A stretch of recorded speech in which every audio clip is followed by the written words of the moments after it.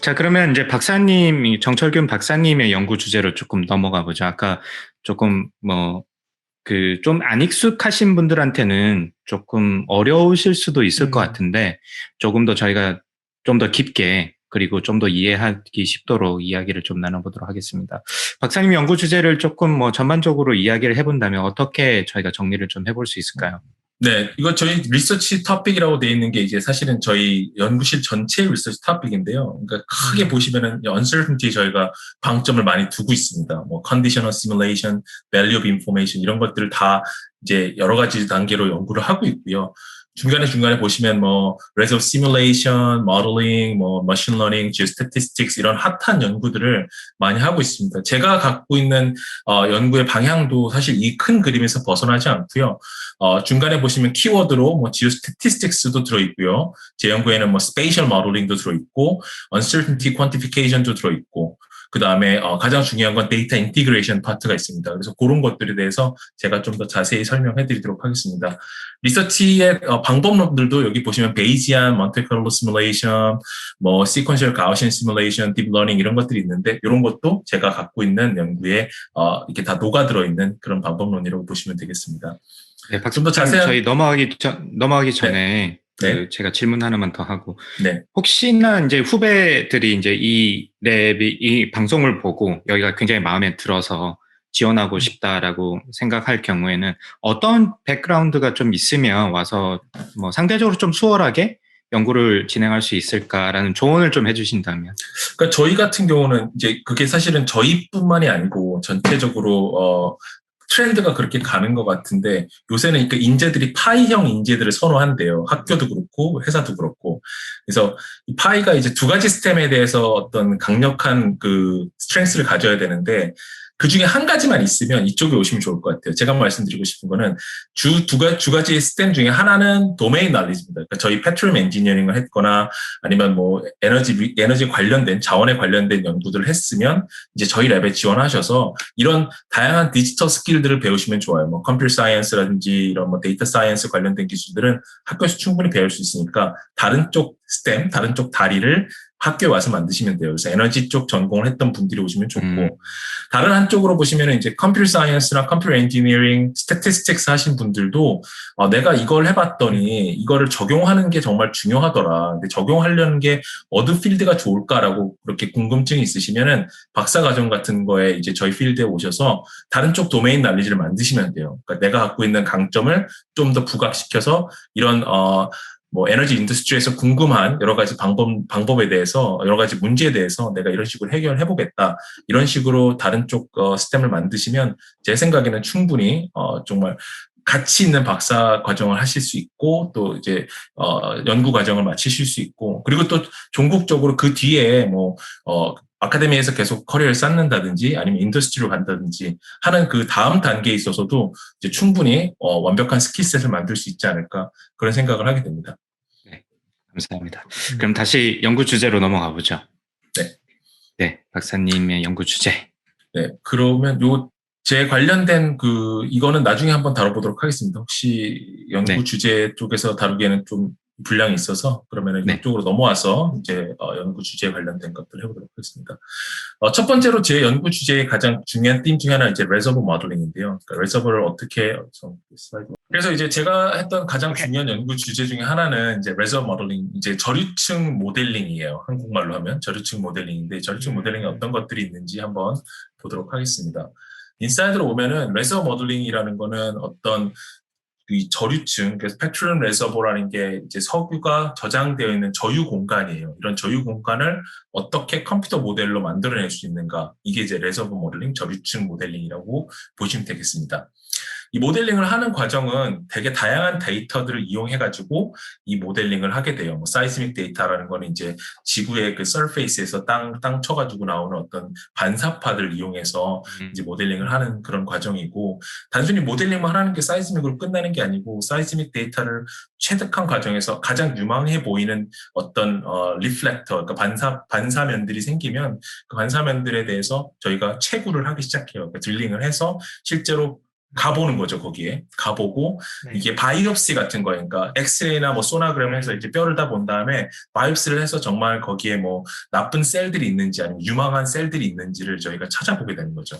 그리고 나서 데이터들을 쫙 만들게 되면 좀 더 자세한 그런 레저 모델링을 할 수 있게 됩니다. 가장 중요한 그 테크놀로지는 사실은 그런 자료를 모으고 그걸 해석하고 그런 페트로피지컬한 날리지 그리고 뭐 락 피지컬한 날리지 그리고 그런 것들을 데이터를 가지고서는 전체 모델을 뿌려주는 거죠. 이제 뿌려준다고 얘기하는데 지오스태티스틱을 이용해서 각각 갖고 있는 의미들을 이제 3D 공간에서 모델을 만드는 거. 이게 사실은 저희가 생각하는 저류층 모델링의 기법이다라고 보시면 될 것 같아요. 그러면은 그걸 하기 위해서는 아까 말씀드린 것처럼 탄성파 자료, 사이즈믹 데이터들을 어떻게 인버전을 해가지고 실제 모델이 우리가 안 보이는 subsurface의 지하 공간을 만들 수 있을까? 그게 첫 번째 가장 큰 키 제목이 되고요.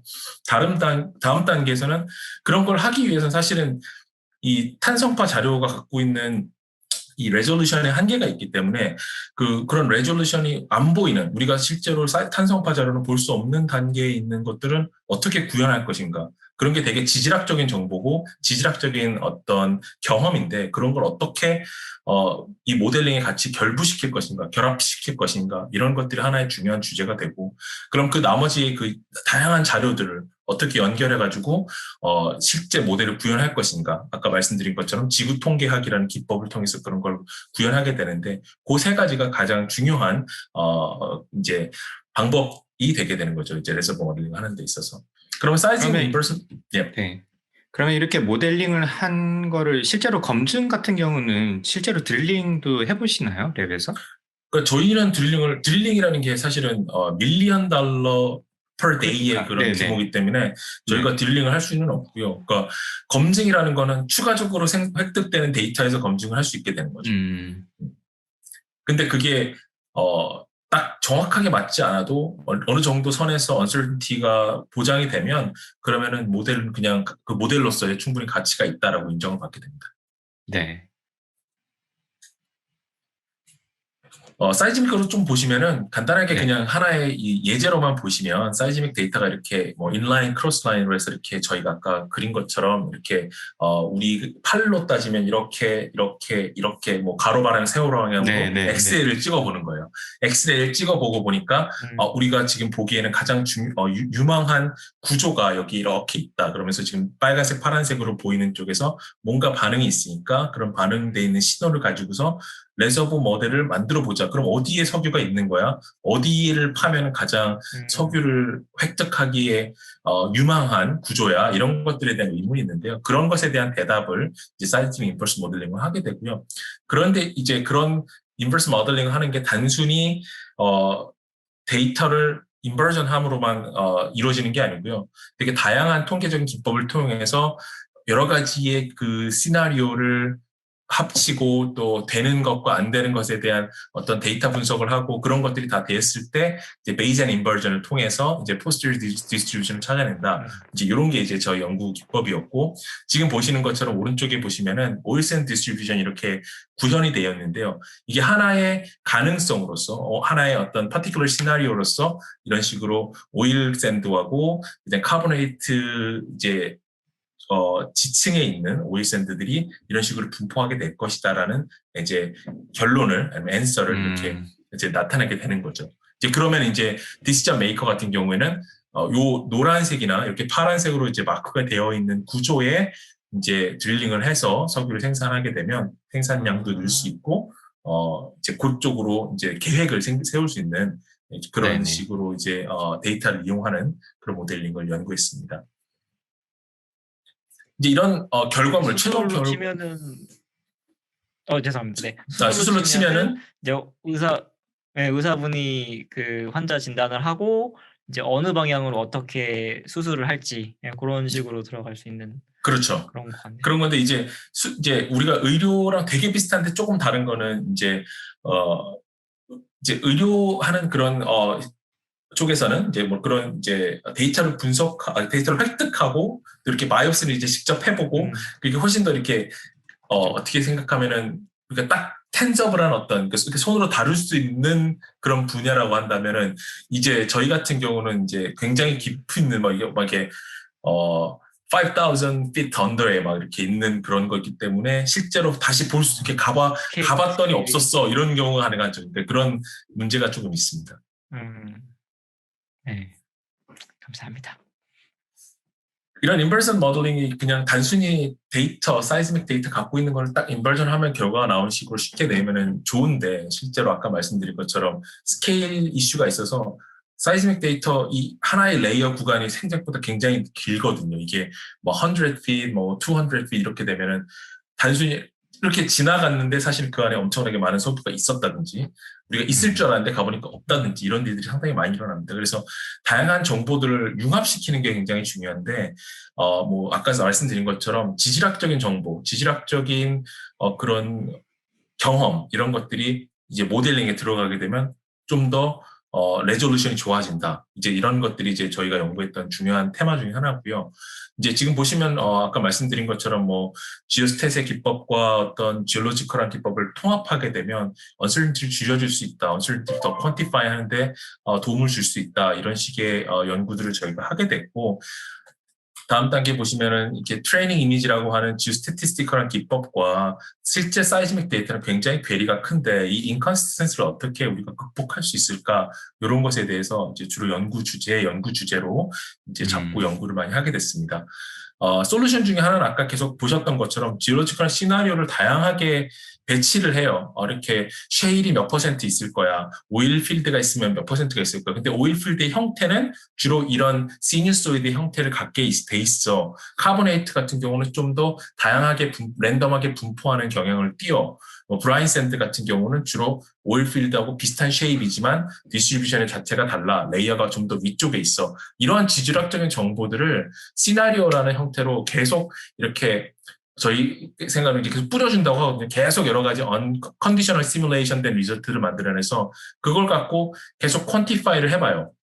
예를 들어서 데이터가 얼마나 매칭되는가. 내가 이렇게 그림을 그려보고 데이터랑 맞춰? 안 맞아? 그럼 버려. 맞아? 그럼 이거 되게 가능성 있네. likelihood는 얼마야? 70%? 오케이, 그럼 킵해. 70%로 킵해. 뭐 이런 식이죠. 이게 되게 우리 칼 퍼퍼 아저씨가 말씀하신 falsification을 하는 거예요. 그러니까 여러 가지 unconditional한 시뮬레이션 결과 중에서 내 데이터랑 맞는 모델을 정말 유망한 모델로 결정하는 게 뭐라고 했죠? 계량 통계학적으로 안정된 방법이야 이런 거죠. 이제 그런 걸 저희 모델에 이제 적용을 한 거예요. 그래서 그렇게 적용을 하게 되면 최종으로 나오는 모델들이 훨씬 더 안정된 데이터들을 반영하고 있는 모델이 만들어질 수 있다. 문제는 시간이거든요. 이게 시간이 많이 걸려요. 이런 식의 작업은 시간이 엄청나게 많이 걸리는데 그 시간을 어떻게 줄여줄 것인가에 대해서 연구를 많이 하게 됐어요. 네. 그 시간이 많이 줄여주는 게 두 가지인데 하나는 어떤 좀 더 better statistical한 어프로치를 하는 거예요. 그러니까 통계적인 기법 중에서 좀 더 유망한 디렉션으로 갈 수 있는 마크업 체인을 연구해서 이쪽에 연결한다든지 아니면 좀 더 프락시, 그러니까 멀티 디멘셔널 스케일링의 데이터를 보내놓고 그 모델들을 보내놓고 우리가 좀 더 가까운 유망한 쪽의 시나리오들을 결정을 먼저 한 다음에 거기서 모델들을 뿌리겠다 이런 식으로 적용하게 된 거죠. 이거 좀 굉장히 깊은 내용인데 이거는 이제 아주 디테일한 내용들은 나중에 궁금하시면 제가 이메일이나 다른 질문에 대한 답변으로 사실 설명을 해드리도록 하겠습니다. 감사합니다. 그렇고요. 이제 그런 기본 제가 간단하게 요약하자면 좀 내용이 어려워서 제가 느끼기로는 이렇게 느꼈어요. 어려운 수학 문제가 있는데 그 수학 문제 중에서 내가 아는 공식 몇 개, 딱 내가 정확하게 알고 맞다고 그 범위 안에 들어가는 그 수학 공식 몇 개를 집어넣어서 걔네들을 우선순위에 넣고 최대한 답에 맞춰가는 그렇게 좀 이해를 해도 될까요? 쉽게? 정확한 설명이에요. 그러니까 수학 공식은 네, 1000개, 10,000개가 있는데 그중에 네. 어차피 이 문제를 네. 풀기 위한 수학 공식은 한 5개에서 10개 정도인데 우리가 1000개, 10,000개를 다 갈 필요는 없고 그럼 어떤 게 5개고 어떤 게 10개인지를 모델링을 쫙 해보는 거예요. 수학 공식에 넣고서 한 100개 정도 해보고서는 답이랑 맞춰봤는데 워낙 너무 달라. 얘는 뭐 마이너스 인피니티고 얘는 막 9,999고 얘네들은 다 제외하고 내 답 에어리어에 가까운 애들을 모아다가 그럼 요 한 20개 정도 되는 이퀘이션 중에 하나가 답일 것 같은데 실제 답은 모르죠. 그럼 20개 중에서 제너레이션을 쫙 해가지고 한 번 더 오케이 그러면 20개 중에서도 보니까 한 15개는 아니고 한 5개 정도가 정답에 가까운 이퀘이션인 것 같아. 이게 시나리오인 거죠. 그러니까 지오로지컬한 시나리오라는 건 여기서 아까 정 박사님 말씀하신 것처럼 5개 정도 이퀘이션으로 대입이 돼요. 뭐 5개 정도 이퀘이션에 답이 분명히 있을 것 같고 그럼 5개 중에서 쫙 답을 내보고 그 중에서 답이랑 가까운 내가 갖고 있는 데이터랑 가까운 애들을 확률적으로 계산을 해보니까 첫 번째 이퀘이션은 한 75%, 좀 더 40%, 두 번째 이퀘이션은 30%, 세 번째 이퀘이션은 30%, 나머지는 뭐 한 1%, 2%. 그러면 이제 이런 거 좀 제외하고 요 중에 답이 있을 거야라고 내가 대답하는 게 가장 통계적으로 사운드한 방법이다가 저희 연구예요. 핵심을 정확하게 캐치하신 거죠. 맞습니다. 그렇습니다. 감사합니다. 네, 저희 독자 시청자분들의 이해를 돕기 위해서 계속 고민하고 있습니다. 네, 감사합니다. 네. 감사합니다. 네. 그럼 이제 다 그런 연구를 했고 그거의 가장 중요한 백본 중에 하나가 이제 지오스태티스틱스인데요. 이게 되게 재밌는 학문인데 잘 모르시는 학문 중에 하나예요. 그러니까 통계학은 알겠는데 지구 통계학은 뭐야? 통계학만 갖고 네가 똑같은 거 갖고 다른 말을 하는 거 아니야라고 하시는데 지오스태티스틱스 이제 통계학의 어떤 작은 서클이라고 보시면 돼요. 그러니까 통계학이 좀 더 원 디멘전에 가까운 데이터들을 다룬다면 지오스태티스틱스는 약간 2디멘전, 3디멘전에 가까운 데이터들을 다뤄요. 그래서 어떤 공간 간의 관계가 어떻게 설정되는가를 관심 있게 보고 있는 학문이다라고 보시면 되고요. 우리가 어떤 공간 간의 연결성이 있다면 우리가 산을 보게 되면 산이라는 건 컨트롤 맵을 이렇게 따지면 등고선 이렇게 좁아들면서 올라가게 되잖아요. 이제 그런 것도 공간 간의 연결성이에요. 공간은 랜덤하게 팍 떨어진다든지 팍 올라간다든지가 별로 없죠. 그러니까 공간 간에는 연결성이 있거든요. 그런 공간 간의 연결성이 있다라는 가정하에서 우리가 어떤 트렌드들을 찾아낼 수 있다라는 게 이제 지오스탯의 가장 중요한 핵심이고요. 그걸 하기 위해서 이제 기본적으로 옛날에는 베리오그램 모델링이라고 하는 투 포인트, 두 공간, 두 점의 연결 관계, 두 점의 상호 관계들을 분석하는 연구들을 많이 했어요. 이제 그게 저희가 얘기하는 투 포인트 지오스태티스틱스예요. 근데 그게 아주 상반된 거로 이거 아니 투포인트 지오스태티스틱스는 맞지가 않아. 그냥 사실은 레서브라는 거는 어떤 우리가 이제 알고 있는 강이나 옛날에 우리 채널이 이렇게 흘러가지고 있던 기본적인 지오바디 형태들이 유지된 뭐 델타가 있으면 델타가 유지되는 지오바디가 있는 형태를 기반으로 해서 모델링을 해야 돼라는 게 이제 그 대척점에 있는 오브젝트나 프로세스 베이스 모델링이었어요. 그러니까 이게 지오스탯의 가장 중요한 두 팀이었어요. 근데 아까 이제 강 박사님이 여쭤보신 것처럼 그러면 뭐 스탠포드에서 했던 거는 뭔데 왜 이게 좋았던 건데 이게 중간에 이제 멀티 포인트 지오스태티스틱스라고 써 있는데 이거는 뭐냐면 두 가지의 장점을 잘 결합한 어떤 그 중간적인 형태예요. 그러니까 지오바디의 형태는 좀 유지를 하면서 좀 기본적인 통계적인 그런 히스토그램이나 어떤 공간 연결성들을 반영한 모델을 만들어 보자. 그럼 단순히 두 포인트만 가지고서는 이렇게 연결성을 보는 게 아니라 여러 가지 다지점의 어떤 정보들을 연결해서 형태들을 구성해보자가 이제 이 세 번째 아이디어가 되는 거예요. 그래서 저희 랩에서 기본적으로 멀티포인트 지오스태틱스를 연구를 많이 했고 아까 위에 보시면은 이런 지오로지컬 시나리오들을 만들 때 이 지오로지컬 시나리오들을 어떻게 만들었어? 어떻게 이런 걸 생산해냈어? 제너레이션 했어라고 물어보시면 이제 그걸 아까 보여드렸던 지오스태티스티컬한 방법을 이용해서 만드는 거예요. 그래서 다 모델을 뿌렸다라고 하는 거는 이런 데이터가 있어, 이런 경험이 있어, 그러면 그 지오로지컬한 어떤 아이디어를 가지고 모델을 쫙 만들어, 그러면 그게 지오스태티스틱을 통해서 계속 재생이 돼요. 그럼 모델이 한 뭐 10,000개든 1,000개든 어떤 딱 레시피만 있으면 그걸 따라서 모델을 만들게 되죠. 네. 그런 연구들을 이제 학교에 있을 때 주로 하게 됐습니다. 그래서 제 가장 핵심되는 연구는 사실은 이런 것들을 기법을 지오스태티스틱한 기법도 발전시키고 그런 기법들을 이용해서 데이터를 인티그레이션하고 이런 것들을 학교에서 연구를 많이 했습니다.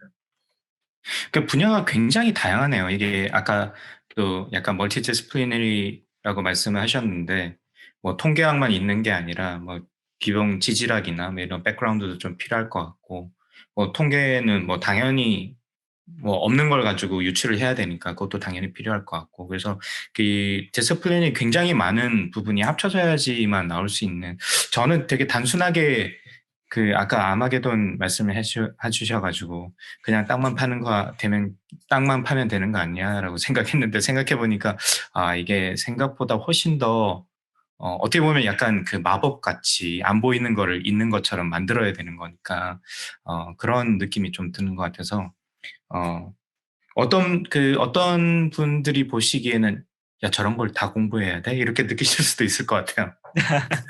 뭐 연구라는 게 다 해보셔서 알겠지만은 또 기본적으로 기존 연구자들이 해두신 게 있고 이제 거기에 네네. 이렇게 계속 쌓아 올라가는 거기 때문에 뭐 네. 모든 걸 다 알아야 될 필요는 없지만 기본적으로 근데 사실은 조금 공부를 하고 이런 것들을 다 맛봐야만 그 다음 단계로 갈 수 있는 그런 학문인 것 같긴 합니다. 그러면 여기까지가 이제 학교에서 연구하신 분야를 지금 말씀을 하신 거죠? 그 학교에서 연구한 분야가 다음 그 크로스 도메인 지오 사이언스 리서치에도 조금 있는데 그쪽 네네. 이야기를 할 때 학교에서 연구한 것과 회사에서 제가 초창기에 연구한 것들을 같이 말씀드리도록 하겠습니다. 네. 그러면 그 전에 그 말씀은 네. 말씀하십시오. 네. 네, 말씀하십시오. 네. 그럼 그 말씀은 그 이제 학교 때 하셨던 일이 어떻게 보면 이제 회사에 갔을 때 직접적으로 연결이 되셨다는 말씀인데 그게 네, 혹시 맞습니다. 어떤 그 회사들과 어떤 프로젝트를 미리 좀 하셨거나 아니면 서로 이렇게 좀 어떤 사전에 어떤 그런 인턴이라든지 아까 이제 그 말씀하셨던 것 같은데 네, 맞습니다. 어떻게 이제 그런 것들을 발견하시고 어떤 시간을 보내셨는지 좀 그렇게 네, 궁금해요. 그러니까 이제 두 가지인데 인턴을 하면서 이제 제가 연구했던 걸 연결하는 경우들이 있었고요. 네. 그리고 다른 측면에서는 제가 그런 스킬셋을 갖고 있으니까 회사에서 네가 이거 잘 안 해? 그럼 이 프로젝트에 들어가서 이 문제 해결해. 라고 이렇게 어사인먼트를 주시는 경우도 있었죠. 근데 저 같은 경우는 좀 운이 좋았던 게 저희가 하고 있던 랩에 있던 연구들을 저희 회사에서 좋게 봐주셔서 인턴 기회도 주시고 또 제가 하고 있는 스킬셋을 높게 사주셔서 이제 딱 맞는 프로젝트를 맡겨주시고 그렇게 빌드업을 해서 저는 뭐 되게 운이 좋았던 케이스라고 할 수 있을 것 같습니다. 이 분야는 특히나 좀 더 그럴 것 같은데 사실 제가 궁금했던 질문 중에 하나는 왜 인더스트리로 가셨냐 아카데미아에 계속 남아 있으실 수도 있었을 것 같은데 라는 생각을 잠시 했다가 지금 말씀하신 소개하는 분야들을 보니까 이게 인더스트리에서 어쨌든 적용도 해보고 검증도 해보고 뭐 이런 경험을 가지고 뭐 나중에 오는 게 어떻게 보면 당연한 아까 지도 교수님도 그런 비슷한 말씀하셨던 것 같은데 그런 게 오히려 더 커리어적인 측면에서는 나을 수도 있겠네요. 네, 그렇죠. 그런 의미로 네 인더스트리로 가신 건가요?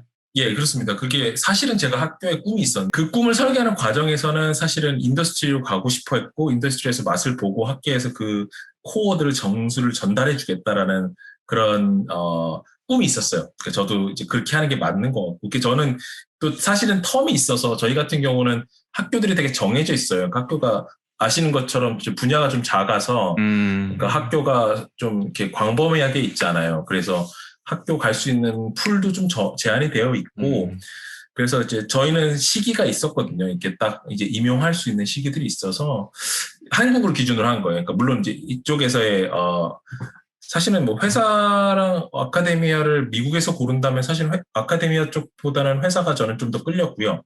한국에서 네. 아카데미아 쪽 기회가 있으면 가려고 했었는데 이제 그거는 이제 넘어가게 됐죠. 이제 네. 제가 뭐 부름을 받아야만 갈 수 있는 거였어. 근데 그런 목표가 있긴 했어요. 그러니까 회사를 가서 실제로 이 필드에서 어떤 일들이 이루어지고 있는지 그리고 이렇게 적용한다면 어떤 식으로 적용이 가능한지 이런 걸 좀 경험해 보고 싶다라는 의지는 굉장히 강했습니다. 네.